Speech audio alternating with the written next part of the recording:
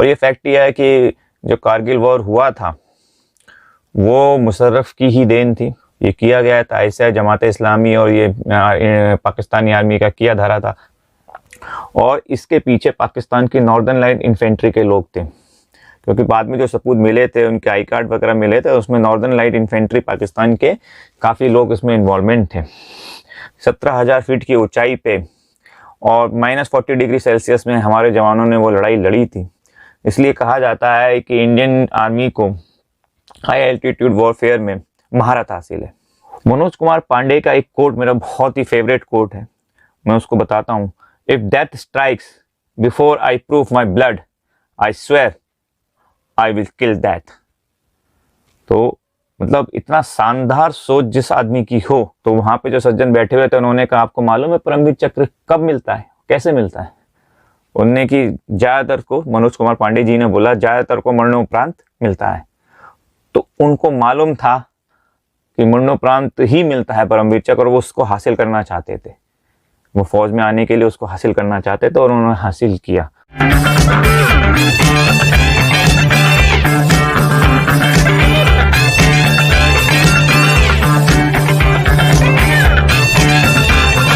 नमस्कार दोस्तों, हम लोग काफ़ी दिनों बाद मिल रहे हैं, इसके लिए मैं माफ़ी चाहूँगा।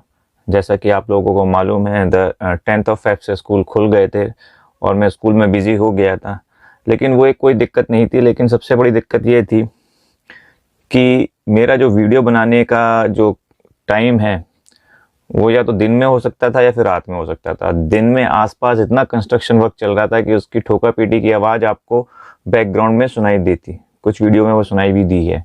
और दूसरी रात को परेशानी ये थी कि आसपास जो स्ट्रीट डॉग्स थे या तो वो भौंक सकते थे या फिर मैं ही भौंक सकता था। कुछ लोगों का लगता है मैं भौंकता हूँ।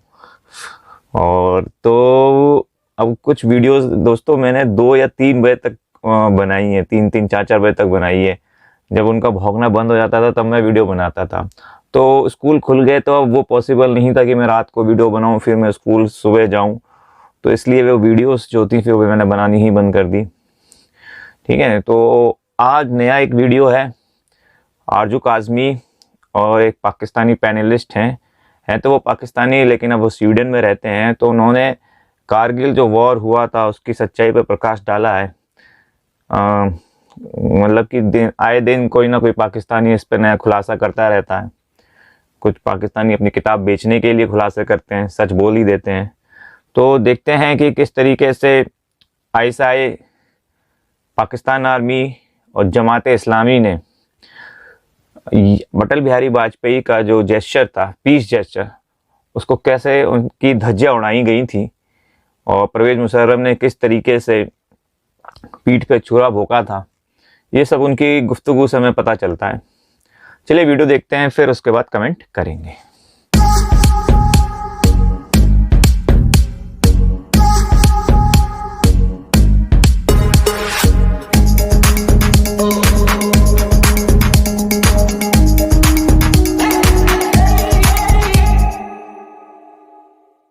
कारगिल वॉर क्यों हुई, क्या जरूरत थी और फिर किस तरह से उसमें से वापस आया गया, और सबसे पहले कि शुरू ही क्यों की, पाकिस्तान हर जंग क्यों शुरू करता है? एक वाजपेयी साहब की तरफ से ऑफर आया कि let's meet to discuss peace, और नवाज शरीफ ने भी उसको रिस्पॉन्ड किया इन a positive manner.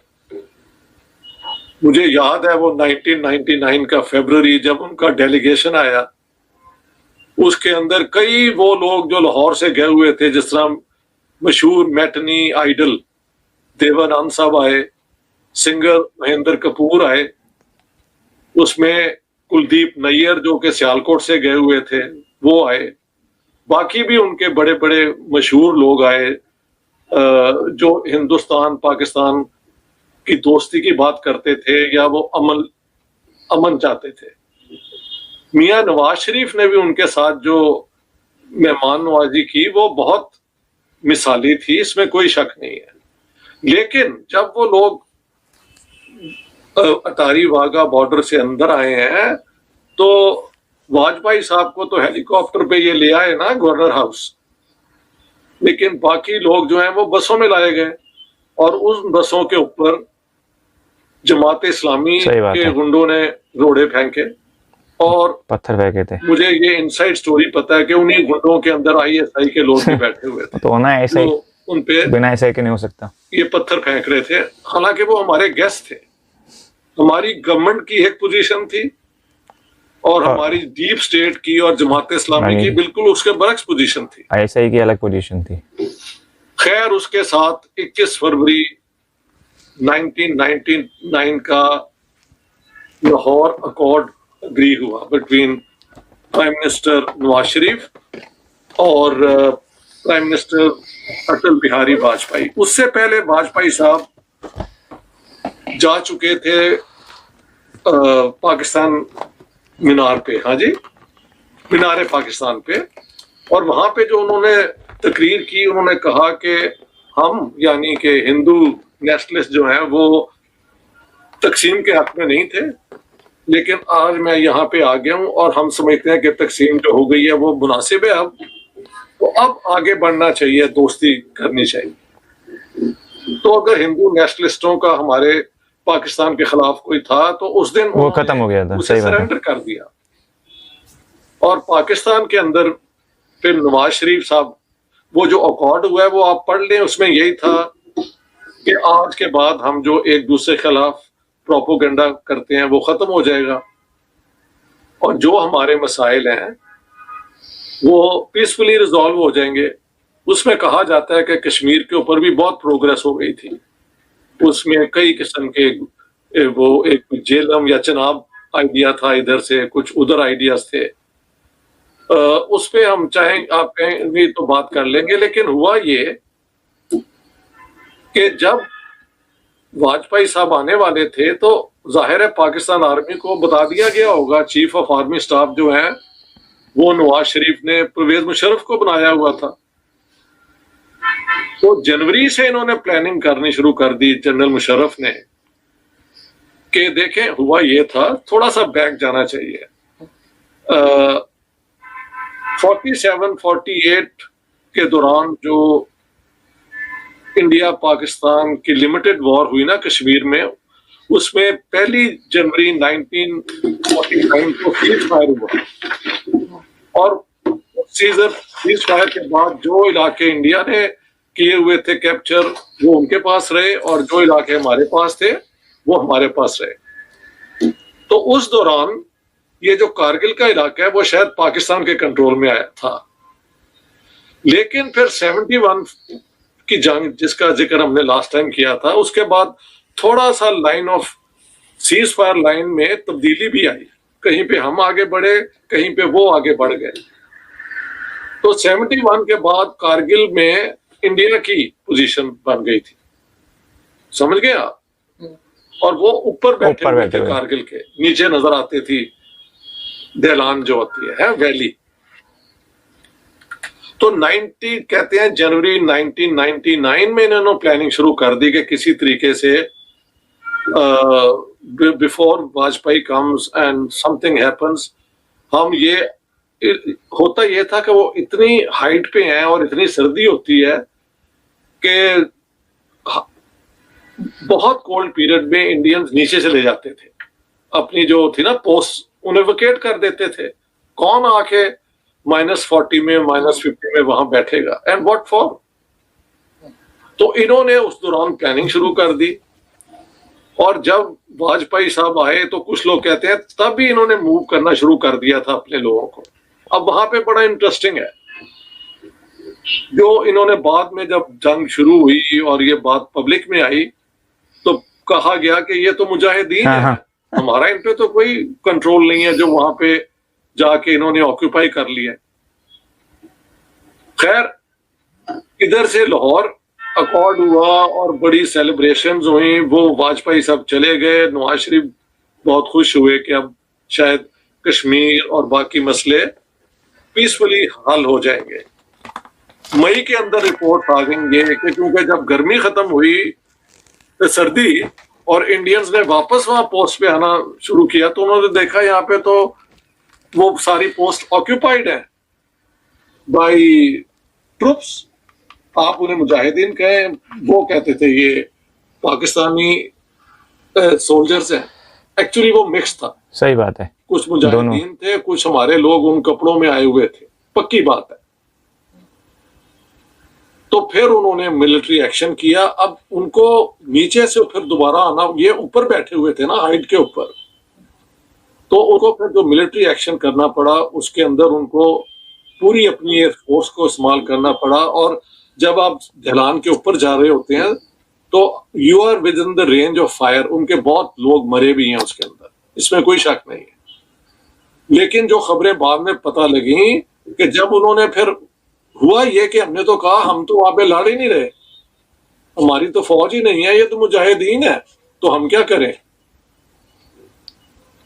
Nawaz Sharif का बयान है, अगर आप कहें तो किताब से पढ़ के दिखा दूं। वो कहते हैं मुझे बिल्कुल बताया गया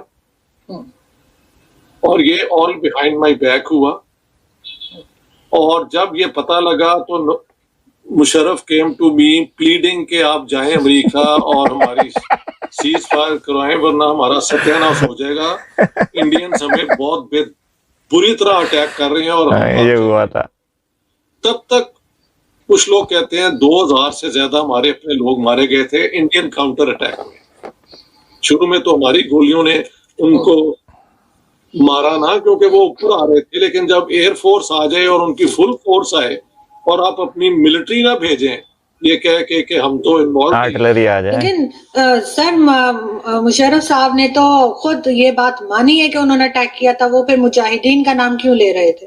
बात तो सुने ना, यही तो बड़ी इंटरेस्टिंग है। मैंने लास्ट टाइम आपको क्या कहा था कि we are great technical thinkers but we have no strategic thinking. अब ये आप जनरल मुशर्रफ से पूछे ना कि क्या उन्होंने अपनी गवर्नमेंट को कंसल्ट किया था। वो कहते हैं किया था। नवाज शरीफ कहते हैं कि मुझे बिल्कुल नहीं बताया गया कि वो ये एक्शन कर रहे हैं। वो कहते हैं जो हम एक्शन कर रहे हैं उसमें तो जंग होगी नहीं और ये थोड़ी सी मूव है हमें एडवांटेज दिलाने के लिए। नवाज शरीफ राइट्स दिस, दोनों के बयान है मेरी किताब के अंदर, आप पढ़ लें। मुशर्रफ का ये प्लान है कि हम तो एक्चुअली कश्मीर में एडवांटेज पे थे, ये तो Nawaz Sharif lost the nerves and went to America और वहां पे प्लीड किया कि हमारी सीज फायर करा दें।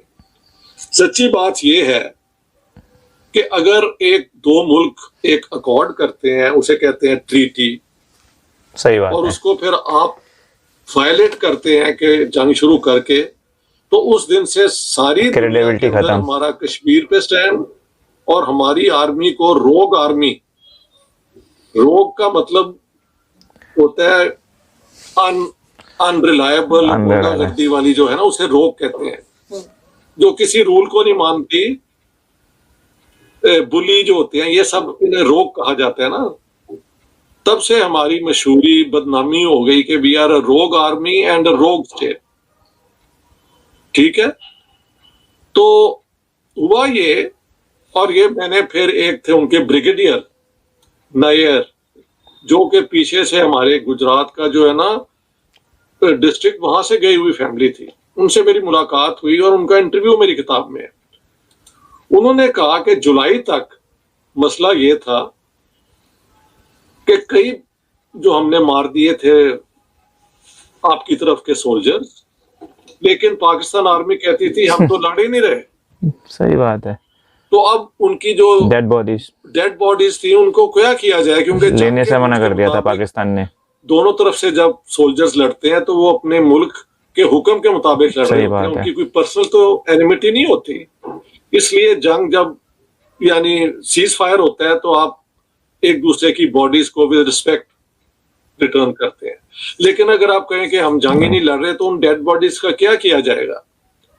तो वो कहते हैं हमारी इंडियन आर्मी के अंदर कई मुस्लिम यूनिट्स हैं और हर यूनिट के साथ एक रिलीजियस फिगर होता है। तो हमारे मौलवियों को फिर बुलाया गया जिन्होंने इस्लामी शरिया राइट्स के मुताबिक उनको दफन किया। लेकिन जुलाई के बाद हमारे मुशर्रफ और इन्होंने मानना शुरू कर दिया कि हम भी लड़ रहे हैं। और बाद में आपको पता है इन्होंने निशान हैदर और बाकी जितने हमारे हैं वो अपने लेफ्टिनेंट्स को और कर्नल तक को दिए हैं। यानी हमारी नॉनसेंस देखें आप, पहले आप कह रहे हैं कि हम तो लड़ ही नहीं रहे और फिर जब प्रेसिडेंट की तरफ से वो मिलते हैं ये अवार्ड, तो उनमें आर्मी के लोगों को दिए गए कि उन्होंने लड़े और वहां पे शहीद हुए। और आपने जो डेड बॉडीज लेने से इनकार कर दिया कि हम तो थे ही नहीं। नहीं, वो पहले ये हुआ ना, बस जुलाई में फिर इन्होंने मानना शुरू कर दिया, और फिर उसके बाद वीडियो है इंडिया वालों ने लगाई हुई है, जैसे with proper salute Pakistani flag के मुताबिक उन्होंने हमारे डेड बॉडीज जो है ना सोल्जर्स की हैंड ओवर की हैं टू द पाकिस्तान आर्मी। लेकिन जुलाई से पहले जब ये स्टैंड इन्होंने लिया था कि हम तो लड़ ही नहीं रहे, ये तो मुजाहिदीन है, तो तब तक की जो डेड बॉडीज हैं वो क्या रॉट करती, उनको फिर इंडियंस ने इस्लामी असूलों के सही बात है, उन्हें बरी किया, बेरी किए। ठीक है, तो ये है कारगिल वॉर। लेकिन कारगिल वॉर के अंदर आप देखें असर ये हुआ कि बिल क्लिंटन और इंडिया में पहले से बात हो रही थी वो और करीब हो गए। चाइना जो पाकिस्तान का बहुत बड़ा सपोर्टर था, कारगिल में उन्होंने पाकिस्तान को सपोर्ट नहीं किया उनके स्टैंड को। जब आप दो मुल्क एक बयान दे देते हैं ऑफिशियल प्राइम मिनिस्टर्स के हम अमन से करेंगे, तो दुनिया के सारे मॉरल रूल्स एथिकल रूल्स को तोड़ के आप एक मिलिट्री एक्शन करते हैं सरप्चसली यानी सीक्रेसी में, तो इससे ज्यादा बेईमानी क्या हो सकती है। जनरल मुशर्रफ का ये एक्ट जो है वो अनपार्डनेबल है। हालांकि मैं पर्सनली मिला हूं और I like them as a person. अच्छा, लेकिन वो तो है लाइक भी करता है। ये इनकी सारी सोच जो है उसमें स्ट्रेटेजिक थिंकिंग नहीं है। तुमने चलो वो ऑक्यूपाई कर लिए ना, अब आपका एडवांटेज है, तो फिर आप इंडियंस को ऊपर ना आने दें। अगर वो अपने प्लेन्स लेके आ रहे हैं तो आप भी अपने एयरफोर्स लाएं, आप भी अपनी पूरी फौजें लाएं और उनको वो पोजीशंस वापस ना दें। वो भी नहीं किया। तो थोड़ी देर के बाद जब आपने उनके बहुत लोग मार लिए, फिर उन्होंने आपके बेनजीर के मुताबिक 3000 से ज्यादा लोग हमारे मारे गए हैं उसके अंदर। दोनों तरफ अपने लोगों के जो मारे गए हैं उनको शहीद कहते हैं, विच इज ठीक है, अपने मुल्क के लिए जाने दी हैं, वो तो शहीद हैं अपने अपने पोजीशन से। लेकिन बेसिकली तो जिन बीवियों के, जिन माओं के, जिन बच्चों के जो हैं फादर हस्बैंड और बेटे जो हैं वो तो चले गए ना, तो मैं इसको कोई सेलिब्रेट नहीं करता।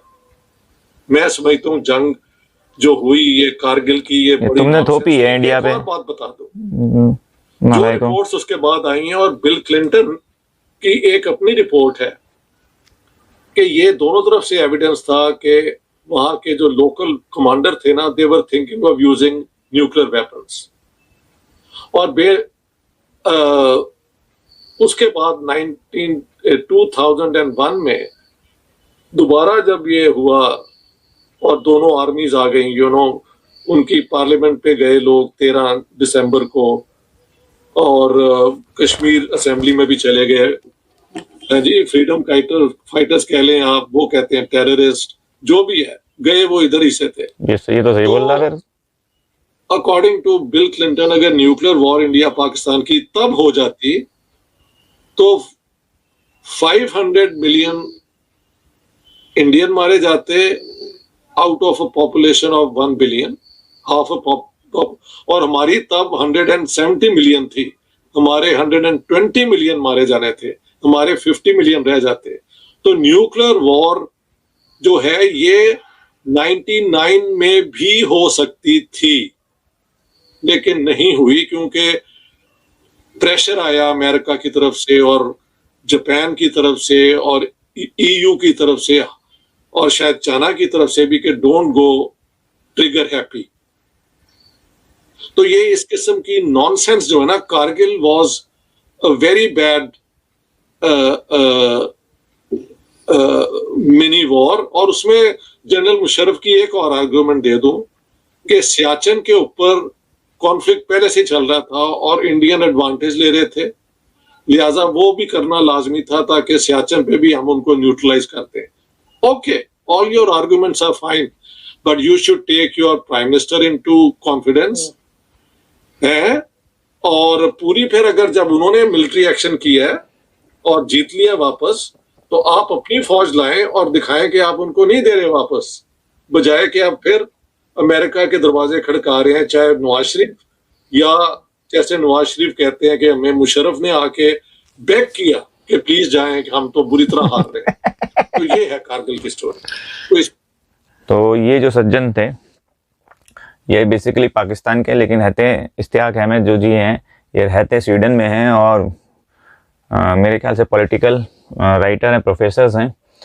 तो इन्होंने किताब लिखी है और उसी को बेचने के लिए इन्होंने सच बोला है। चलो एनीवे कैसे भी हो, सच तो बोला ही है। और ये फैक्ट ये है कि जो कारगिल वॉर हुआ था वो मुशर्रफ की ही देन थी और वो किसी भी हालत में नहीं चाहते थे कि इंडिया पाकिस्तान के अंदर पीस हो। ये किया गया था ऐसे जमात इस्लामी और ये पाकिस्तानी आर्मी का किया धारा था। एक्चुअली में होता ये था कि जब सर्दियां होती थी तो इंडियन आर्मी जो ऊंचाई से 17,000 फीट के कारगिल और द्रास सेक्टर्स में 17,000 फीट की ऊंचाई पे जो चोटियां थी उससे वो नीचे आ जाते थे सर्दियों में, फिर गर्मियों में जाते थे। तो इन्होंने सर्दियों में ही मूवमेंट्स शुरू करी और टेररिस्ट को वहाँ भेजा, वहाँ बंकर वंकर बना लिए। और इसके पीछे पाकिस्तान की नॉर्दर्न लाइट इन्फेंट्री के लोग थे, क्योंकि बाद में जो सबूत मिले थे, उनके आई कार्ड वगैरह मिले थे, उसमें नॉर्दर्न लाइट इन्फेंट्री पाकिस्तान के काफ़ी लोग इसमें इन्वॉल्वमेंट थे। तो होता यह है कि जो लोग ऊंचाई पे होते हैं उनको एडवांटेज होता है, 1:10 का एडवांटेज होता है, यानी नीचे से जो ऊपर जा रहा है उसके 10 लोग मरेंगे और जो ऊपर है उसका एक मरेगा। तो इतनी कठिन विषम परिस्थितियों में 17,000 फीट की ऊंचाई पे और -40 डिग्री सेल्सियस में हमारे जवानों ने वो लड़ाई लड़ी थी। इसलिए कहा जाता है कि इंडियन आर्मी को हाई एल्टीट्यूड वॉरफेयर में महारत हासिल है। तो इस 4 परमवीर चक्र इस कारगिल वॉर में मिले थे, कुछ महावीर चक्र मिले थे, लेकिन जो 4 परमवीर चक्र मिले थे उसमें से 2 मरणोप्रांत मिले थे, 2 जीवित मिले थे। जो 2 मरणोप्रांत मिले थे, एक तो लेफ्टिनेंट मनोज कुमार पांडे जो कि मेरे इंस्पिरेशन रहे हैं, काफ़ी इंटरेस्टिंग स्टोरीज हैं उनके ऊपर एक मैं वीडियो बनाऊंगा बाद में। दूसरे थे कैप्टन विक्रम बत्रा। तीसरे थे आपके संजीव कुमार राइफलमैन और ग्रेनेडियर योगेंद्र सिंह यादव। तो विक्रम बत्रा का तो आपको मालूम ही क्या, उनका जो स्लोगन था वो था दिल मांगे मोर। जब भी वो कोई हाइट कैप्चर करते थे तो उनका जो कोड वर्ड होता था वो यही होता था, दिल मांगे मोर। इंटरेस्टिंग कैरेक्टर थे। दूसरे संजीव कुमार राइफलमैन JNK से थे। ग्रेनेडियर योगेंद्र सिंह यादव के 15 या 17 गोलियां लगी थी, इसके बावजूद भी वो किसी तरीके से अपनी कंपनी के पास पहुंचे थे। मनोज कुमार पांडे का एक कोट मेरा बहुत ही फेवरेट कोट है, मैं उसको बताता हूँ। If death strikes before I prove my blood I swear I will kill that. तो मतलब इतना शानदार सोच जिस आदमी की हो उसको फिर क्या हो, और मरते मरते भी वो जो है एक तरीके से आप कह सकते हैं जो लास्ट उनकी जो भी लास्ट टारगेट उन्हें दिया गया था वो उन्हें अचीव किया था। ठीक है। तो मनोज कुमार पांडे का एक किस्सा मुझे याद आता है। जब NDA का SSB का जो इंटरव्यू था तो उनमें पूछा गया था मनोज कुमार पांडे से कि आप फौज को क्यों ज्वाइन करना चाहते हो। तो मनोज कुमार पांडे का जवाब ये था कि मैं परमवीर चक्र को हासिल करने के लिए फौज को ज्वाइन करना चाहता हूँ। तो वहाँ पे जो सज्जन बैठे हुए थे उन्होंने कहा आपको मालूम है परमवीर चक्र कब मिलता है, कैसे मिलता है? उनने कि ज़्यादातर को, मनोज कुमार पांडे जी ने बोला ज़्यादातर को मरणोपरांत मिलता है। तो उनको मालूम था कि मरणोपरांत ही मिलता है परमवीर चक्र और वो उसको हासिल करना चाहते थे। वो फौज में आने के लिए उसको हासिल करना चाहते थे और उन्होंने हासिल किया। तो इतने, और वो खेल कूद और पढ़ाई दोनों में एक साथ एक तरह थे। मतलब भगवान ऐसे दोनों चीज़ें किसी को नहीं देता कि आप खेल कूद और पढ़ाई दोनों में एक साथ अच्छे हों। मनोज कुमार पांडे दोनों में ही अच्छे थे। तो ये तो पाकिस्तान की कारगुजारियाँ हैं, धीरे धीरे बाद में खुलती हैं। ठीक है। तो आपको वीडियो कैसा लगा है मुझे बताइएगा।